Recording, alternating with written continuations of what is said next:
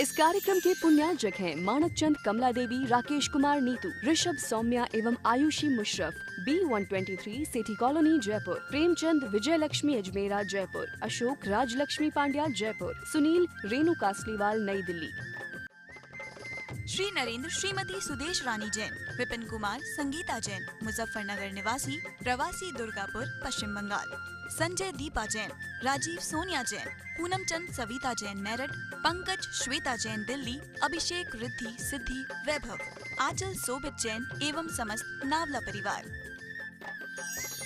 Arnav Jain, Aaradhya Jain, doctor Ashish, doctor Anjali Jain, doctor PK Jain, Gunmala Jain, Kirtinagar Jaipur,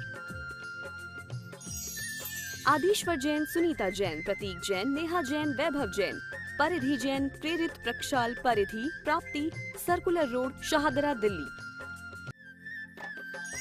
Nagarmal Jain, Vishal Jain, Swasti Jain, Samarth Jain, Kashish Jain, M3M golf estate, golf course extension road, Gurugram.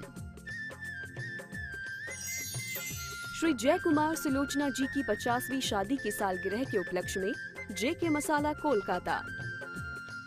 Jinendra 8 कम मुके 8 गुण अणुव में सिद्धे 8 पुण विणि विठे निठ्य कजेय वंदिमोणिचम। पंच परमेष्ठी भगवान की जय। आचार्य भगवान कुंद कुंद स्वामी द्वारा रचित जो समग्र साहित्य है, उनका जो संकलन कुंद कुंद का कुंदन, जो अभी हम ज्ञानशाला में पढ़ रहे हैं। पिछली ज्ञानशाला की कक्षा में हमने तृतीय अधिकार ज्ञान के अधिकार पूर्ण किया और उसके बारे में समझा। आइए आज से हम एक नया अधिकार प्रारंभ कर रहे हैं जिसका नाम है श्रामण्य अधिकार। श्रमण अर्थात मुनि, जो निर्ग्रंथ दिगंबर अवस्था को प्राप्त है, ऐसे मुनि महाराज, जो 28 मूल गुणों को धारण करने वाले हैं, ऐसे मुनि महाराज, जो सम्यक दर्शन, सम्यक ज्ञान और सम्यक चारित्र, इन 3 रत्नों से सुशोभित हैं, ऐसे मुनि महाराज। इस अधिकार में आचार्य भगवान कुंद कुंद स्वामी महाराज ने जो चारित्र पाहुड़, दर्शन पाहुड़, मोक्ष पाहुड़ आदि के अंतर्गत जो गाथाएं लिखी, जो मुनि का स्वरूप बताया, जो एक श्रमण का स्वरूप बताया, उसको हम जानेंगे और समझेंगे। जहाँ आचार्य भगवान ने इस अधिकार में मुनि महाराज को त्रैलोक पूज्य कहा, वहीं पर जो उस मुनि अवस्था को धारण करके गलत कार्य कर रहे हैं, उनको भी निंदनीय कहा। जो दिगंबर अवस्था को प्राप्त होकर के परिग्रह को धारण किए हुए हैं, वे निगोद के पात्र हैं, ऐसा भी कहा। इस प्रथम ज्ञानशाला के इस अधिकार की प्रथम कक्षा में हम आज समझेंगे कि जो दर्शन है, जो धर्म का मूल है, वह क्या है, किस प्रकार है, और जो दर्शन से रहित हैं, वे मुनि महाराज कदापि वंदनीय नहीं हैं। आइए हम चलते हैं गाथा क्रमांक 97 पर, श्रामण्य अधिकार की प्रथम गाथा। दंसन मूलो धम्मो उवैठो जिणवरे शिष्याणं तम सोण सकण्णे दंसनहीणोण वंदेवो। आइए गाथा का अर्थ समझते हैं। दंसन मूलो धम्मो, दर्शन जो है वह मूल है, जड़ है। धम्मो अर्थात धर्म की जो मूल है वह है दर्शन।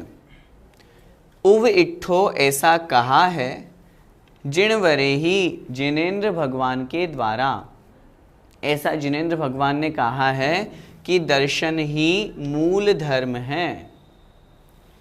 किसके लिए कहा? शिष्याणम, शिष्यों के लिए। हम जैसे भव्य जीवों के लिए, शिष्यों के लिए जिनेन्द्र भगवान ने ऐसा कहा है कि जो धर्म का मूल है वह दर्शन है। तम सोऊण सकण्णे, तम अर्थात उसे, उस उपदेश को जो जिनेन्द्र भगवान ने शिष्यों के लिए बतलाया है, ऐसे उस उपदेश को सोऊण सुन करके, कैसे? सकण्णे अर्थात कानों से। जैसे हमें कोई विशेष बात कहनी होती है तो हम कहते हैं ना, कान खोल करके सुन लो, अर्थात अच्छी तरह से बहुत भली भांति कानों से उसको सुन करके दंसण हीणो न वंदिवो, जो दर्शन से हीन हैं, जो दर्शन से रहित हैं, ऐसे उनकी न वंदिवो, उनकी वंदना नहीं करनी चाहिए, उनको नमस्कार नहीं करना चाहिए। किनको नमस्कार नहीं करना? जो दर्शन से रहित हैं। क्यों नहीं करना उनको नमस्कार? क्योंकि दर्शन ही धर्म का मूल कहा गया है, और जब मूल ही नहीं है, जड़ ही नहीं है, तो फिर उस वृक्ष का हम तना, शाखा, उसके फूल पत्ती और उस वृक्ष की स्थिति वृद्धि की हम क्या बात करें? तो जब मूल ही नहीं है, दर्शन ही नहीं है, तो फिर हम उस दर्शनहीन की वंदना नहीं करनी चाहिए। इस प्रकार का आचार्य भगवान यहाँ पर उपदेश दे रहे हैं। अभी हम समझेंगे दर्शन से यहाँ तात्पर्य निर्ग्रंथ दिगंबर अवस्था है। उस निर्ग्रंथ दिगंबर अवस्था से 28 मूलगुणधारी मुनि महाराज ही वंदनीय हैं। उनके अलावा यदि वह निर्ग्रंथ दिगंबर अवस्था नहीं है, यदि दर्शन नहीं है, तो वे श्रमण अथवा लोक व्यवहार में कहे जाने वाले वे मुनि न वंदिवो, वंदना के योग्य नहीं हैं। भैया जी, धर्म का मूल क्या है? जैसा कि अभी हमने समझा, इस गाथा का प्रथम चरण दंसण मूलो धम्मो, धर्म का जो मूल है वह दर्शन है। दर्शन से यहाँ तात्पर्य सम्यक दर्शन नहीं लेना, दर्शन से यहाँ तात्पर्य निर्ग्रंथ दिगंबर अवस्था, 28 मूलगुणों का पालन। आज की इसी ज्ञानशाला में हम जो अगली दूसरी गाथा पढ़ेंगे उसमें आचार्य भगवान उसी दर्शन को समझाएंगे। वहाँ हम समझेंगे कि जो 28 मूलगुण रूप निर्ग्रंथ दिगंबर अवस्था है, जो रत्नत्रय का पालन करते हैं, खड़े होकर के आहार लेते हैं, पिछी कमंडल अपने साथ में रखते हैं, उस अवस्था को आचार्य भगवान ने यहाँ पर दर्शन कहा, और वही धर्म का मूल है। उसके बिना वह जीव आगे धर्म रूप में परिणत हो ही नहीं सकता। जिस प्रकार एक महल है, उसके लिए उसकी जड़ जो नींव है वही उसका मूल है, उसे पूरे के पूरे उस महल को टिकाए हुए है, उसकी स्थिति बनाए हुए है।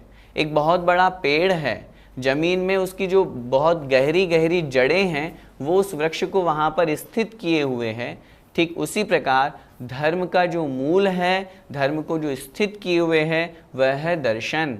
ऐसे निर्ग्रंथ दिगंबर अवस्था को आचार्य भगवान ने यहाँ पर धर्म कहा है, उस धर्म का मूल कहा है। भैया जी, दर्शनहीन की वंदना करने से हमें क्या हानि है? दर्शनहीन की वंदना से यहाँ तात्पर्य पहले हम समझे दर्शनहीन कौन? जो निर्ग्रंथ दिगंबर अवस्था से रहित हैं, लेकिन फिर भी संसार में गुरुपने को प्राप्त हैं, वस्त्र सहित हैं, रुपया पैसा जमीन जायदाद परिग्रह आदि जिनके साथ में जुड़ा हुआ है, फिर भी वे गुरु अपने आप को माने हैं, अथवा लोग जिनको गुरु मानते हैं वे दर्शनहीन कहलाते हैं। इसलिए उस दर्शनहीन की वंदना से नुकसान आपने कहा, तो निश्चित रूप से सच्चे गुरु पर हमारा श्रद्धा नहीं है।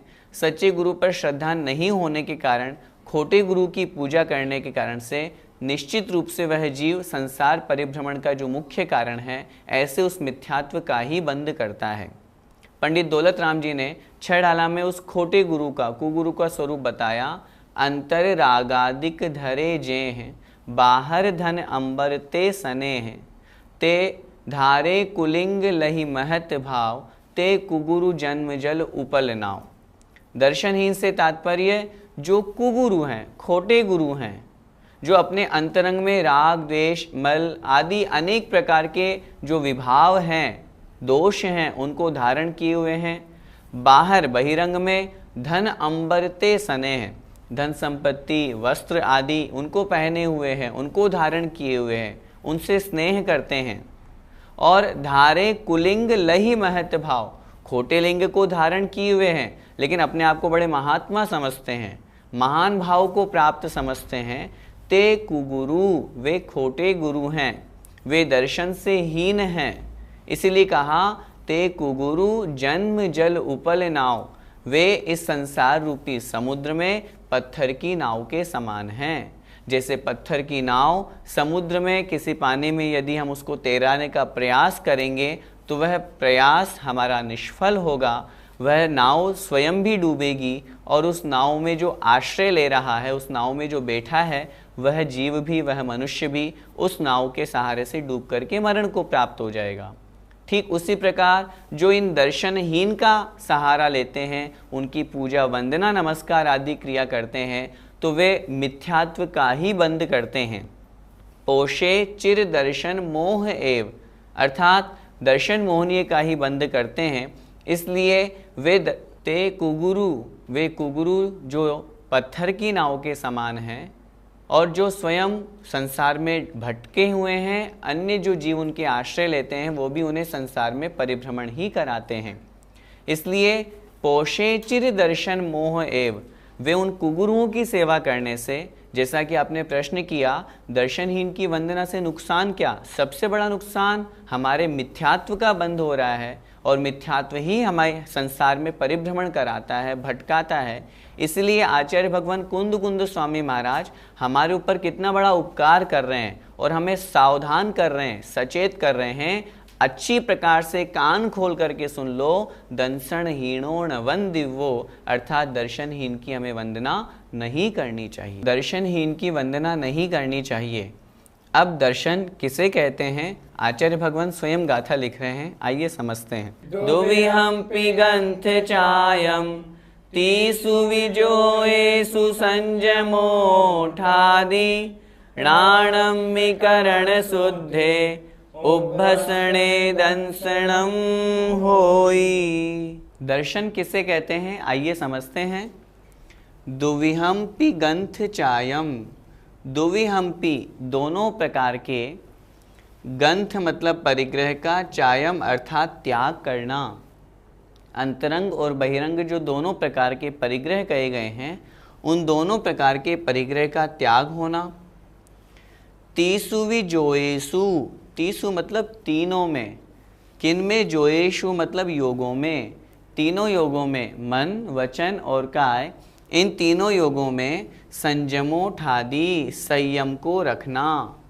तीनों योगों में संयम को रखना अर्थात मन से, वचन से और काय से, तीनों योगों से संयम का पालन करना।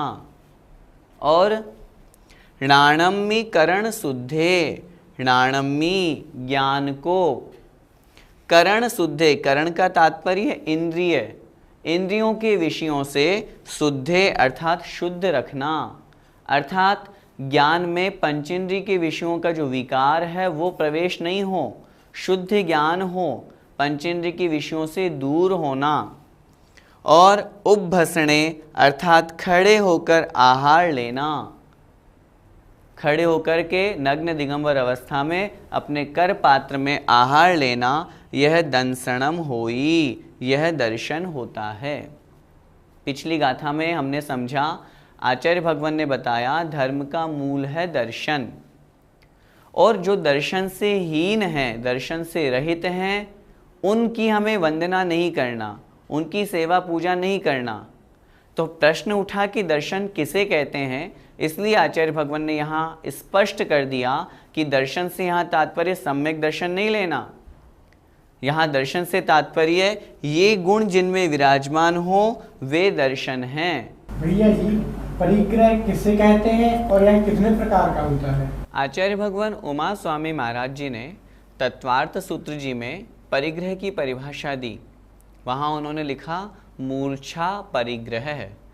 मूर्छा अर्थात ममत्व परिणाम, वस्तु को अपना मानना, यह वस्तु मेरी है, इस प्रकार का परिणाम भी जहाँ आ गया वही वस्तु परिग्रह की कोटि में आ जाती है। हमेशा सोचते हैं कि जितनी संपत्ति, रुपया, पैसा, वस्त्र आदि हमारे पास में है वही परिग्रह है, ऐसा नहीं, वो तो परिग्रह है ही, लेकिन जिनके प्रति हमारा ममत्व परिणाम है वे वस्तु भी परिग्रह की कोटि में ग्रहण की जाती है। जब परिग्रह की बात की जाती है तो परिग्रह दो प्रकार का होता है, अंतरंग परिग्रह और बहिरंग परिग्रह। जब हम इनके और उत्तर भेद करते हैं तो अंतरंग परिग्रह के 14 भेद होते हैं और बहिरंग परिग्रह के 10 भेद होते हैं।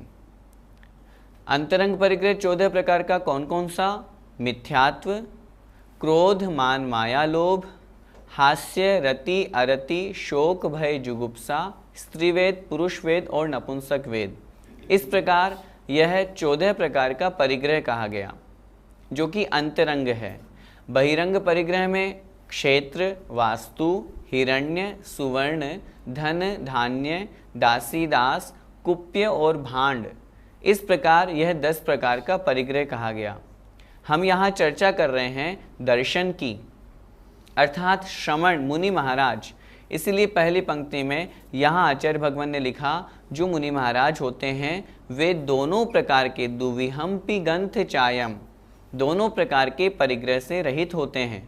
पूजन की पंक्ति में हम पढ़ते हैं ना, परिग्रह 24 भेद त्याग करे मुनिराज जी, अर्थात जो मुनि महाराज होते हैं, निर्ग्रंथ दिगंबर साधु होते हैं, वे 24 प्रकार के परिग्रह, 10 बहिरंग और 14 अंतरंग, इन कुल मिलाकर 24 प्रकार के परिग्रह के त्यागी होते हैं। इसलिए जिनके पास परिग्रह नहीं है, जो निर्ग्रंथ है, निर्ग्रंथ, ग्रंथ शब्द का मतलब परिग्रह, जो उस परिग्रह से रहित हैं, दिगंबर अवस्था को प्राप्त हैं, वे मुनि महाराज वंदनीय हैं, पूजनीय हैं। और इससे विपरीत की यदि हम बात करेंगे, जिनके पास वस्त्र आदि हैं, रुपया पैसा है, जमीन जायदाद है, जिनके बैंक अकाउंट चलते हैं, चाहे वह दिगंबर अवस्था को भी प्राप्त क्यों न हो, लेकिन फिर भी यदि उनके अंतरंग और बहिरंग परिग्रह साथ में हैं, तो वे मुनि महाराज दर्शन नहीं कहलाएंगे, अर्थात दर्शन से हीन कहलाएंगे और वे वंदना पूजा के योग्य नहीं हैं। इसलिए परिग्रह को बहुत अच्छी तरह से समझ करके, जहाँ सच्चे गुरु की परिभाषा दी, क्या लिखा आचार्य भगवान समंतभद्र स्वामी महाराज ने सच्चे गुरु की परिभाषा में रत्नगंडक श्रावकाचार में लिखा, निरारंभो परिग्रह है, निरारंभ है, अपरिग्रह है, अर्थात परिग्रह से रहित है। जिनके पास किंचित मात्र भी कोई परिग्रह नहीं है, ऐसे वे निर्ग्रंथ दिगंबर साधु महाराज हमारे द्वारा पूजनीय हैं। भैया जी, जो पिछी का मंडल शास्त्र आदि रखते हैं, क्या वो भी परिग्रह में आएंगे? नहीं, ऐसा नहीं है। अभी जो हमने 24 प्रकार का परिग्रह समझा, क्या उसमें पिछी कमंडल और शास्त्र का कहीं नाम आया? कहने का तात्पर्य है, ये जो 3 प्रकार के उपकरण जिसकी आपने प्रश्न में चर्चा की, वो किस निमित्त से मुनि महाराज धारण करते हैं, उसे हमें समझना चाहिए।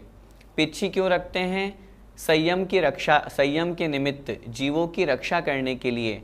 छोटे छोटे सूक्ष्म जीव होते हैं जो हमें अपनी आँखों से दिखाई नहीं देते, अथवा दिखाई भी देते हैं तो किसी भी वस्तु को उठाते रखते समय, स्वयं के बैठते अथवा उठते समय वो पिछी से पहले परिमार्जन करते हैं। पिछी के जो पंख होते हैं वो बड़े कोमल होते हैं, रज धूल आदि को ग्रहण करने वाले नहीं होते हैं, जिससे जीव वहाँ से अलग हो जाते हैं, उनका मरण नहीं होता। धर्म का मूल है अहिंसा, दया, करुणा, और वो उन मुनि महाराज में होती है। इसलिए संयम के निमित्त, जीवों की रक्षा के निमित्त वह उस पिछी को रखते हैं। कमंडलु इसलिए रखते हैं, शौच आदि क्रिया जाने पर, मलमूत्र क्षेपण करने पर शुद्धि के निमित्त वह कमंडलु रखते हैं। इसलिए शुद्धि का एक उपकरण कमंडलु कहा गया है। और शास्त्र जो जिनवाणी है, शास्त्र स्वाध्याय ज्ञान को बढ़ाने के लिए, उस रूप प्रवृत्ति करने के लिए कि आगम में, शास्त्रों में आचार्य भगवंतों ने क्या लिखा, जिनेंद्र भगवान का क्या उपदेश है, उस ज्ञान में रत रहने के लिए वो शास्त्र आदि अपने पास रखते हैं। तो इसलिए ये तीनों के तीनों उपकरण, एक ज्ञान का है, एक संयम का है और एक शुद्धता का है, ये परिग्रह की कोटि में नहीं आता। इनके अलावा यदि अन्य कोई वस्तु जो उनके चर्या में, उनके मुनि के गुणों को, वैराग्य में और मुनिचर्या को, आचरण को और अधिक विशुद्ध करने वाली हो, तो उसको रखने में कोई आपत्ति नहीं। लेकिन जो उनको मुनि मार्ग से भ्रष्ट करे, मुनि मार्ग से गिराए, ऐसे उपकरण निश्चित रूप से उनके परिग्रह में आएंगे और परिग्रह की कोटि में आने के कारण से फिर वो सच्चे मुनि नहीं हो सकते। यदि वो कंप्यूटर, मोबाइल आदि परिग्रह की वस्तुएं रखते हैं तो फिर वे भी परिग्रह से युक्त ही कहे जाएंगे, परिग्रह से रहित नहीं। और परिग्रह से युक्त कभी भी निर्ग्रंथ दिगंबर 28 मूलगुणधारी नहीं हो सकते, इसलिए हमें उनकी वंदना नहीं करनी चाहिए। भैया जी, ज्ञान को इंद्रियों के विषयों से शुद्ध रखने का क्या तात्पर्य है? इंद्रियों के विषयों से विरक्त होने से तात्पर्य है इंद्रियों के विषयों में आसक्त नहीं होना। जो उन्होंने ज्ञान प्राप्त किया उस ज्ञान को वे निर्मल बनाए रखते हैं। यदि पंचेंद्रिय के विषयों की ओर आसक्त हो गए तो जो ज्ञान प्राप्त हुआ, जिस निमित्त वो उस पर्याय को धारण कर रहे हैं, वो पर्याय उनकी शुद्ध नहीं रह पाएंगी। पंचेंद्रिय के विषयों में डूब गए तो ज्ञान शुद्ध कहाँ रहा, ज्ञान मलिन हो गया। इसलिए आचार्य भगवान यहाँ कह रहे हैं अपने ज्ञान को पंचेंद्रिय के विषयों से दूर रखना। क्या मतलब? जो पांचों इंद्रियां हैं, स्पर्शन, रसना, घ्राण, चक्षु और कर्ण, इनके विषयों में आसक्त नहीं होना। गर्मी लगने पर मन में भाव नहीं होना पंखा, कूलर, एसी कुछ चल जाए, नहीं, उस स्पर्शन इंद्रिय को जीतना। सर्दी लगने पर ऐसा भाव नहीं होना कि हीटर जल जाए जिससे मेरे शरीर को कुछ जो सर्दी लग रही है वो कम हो जाए, इस तरह के भाव नहीं होना। स्पर्शन इंद्रिय को जीतना। रसना इंद्रिय में बहुत स्पष्ट लिखा आचार्य भगवंतों ने, आहार आदि ग्रहण करते समय कोई वस्तु बहुत अच्छी लगे तो उसको अधिक नहीं खाना, उसकी मांग नहीं करना, सामने वाले को कहना नहीं कि ये वस्तु बनाओ। रसना इंद्रिय को जीतना। इसी तरह घ्राण इंद्रिय अर्थात जो नासिका है, जिसके दो ही तो विषय हैं, सुगंध और दुर्गंध, तो दुर्गंध में द्वेष नहीं करना, सुगंध में राग नहीं करना। चक्षु और कर्ण, इस प्रकार जो पांचों इंद्रियां कही गई है, इनके जो अलग अलग विषय कहे गए हैं, जो ज्ञानी जीव होता है, जहां हम यहाँ दर्शन की परिभाषा में जिन मुनि का वर्णन पढ़ रहे हैं, वे कभी भी इनके प्रति आसक्त नहीं होते, अपने ज्ञान को निर्मल बनाए रखते हैं। क्योंकि ज्ञान यदि पंचेंद्रिय के विषयों में चला गया तो फिर वो मलिन हो जाता है, उस ज्ञान का कोई तात्पर्य नहीं है, वह ज्ञान मिथ्या ज्ञान की कोटि में चला जाता है, सम्यक ज्ञान नहीं रह पाता। इसीलिए आचार्य भगवान कुंद स्वामी महाराज ने यहाँ पर ज्ञान को पंचेंद्रिय के विषयों से दूर रखने की बात कही है। जय जिनेन्द्र। इस कार्यक्रम के पुण्यार्जक हैं मानक चंद कमला देवी, राकेश कुमार नीतू, ऋषभ सौम्या एवं आयुषी मुशरफ, B123 सेठी कॉलोनी जयपुर, प्रेमचंद विजय लक्ष्मी अजमेरा जयपुर, अशोक राजलक्ष्मी पांड्या जयपुर, सुनील रेणु कासलीवाल नई दिल्ली। श्री नरेंद्र श्रीमती सुदेश रानी जैन, विपिन कुमार संगीता जैन, मुजफ्फरनगर निवासी, प्रवासी दुर्गापुर पश्चिम बंगाल। संजय दीपा जैन, राजीव सोनिया जैन, पूनम चंद सविता जैन मेरठ, पंकज श्वेता जैन दिल्ली, अभिषेक रिद्धि सिद्धि वैभव, आंचल शोभित जैन एवं समस्त नावला परिवार।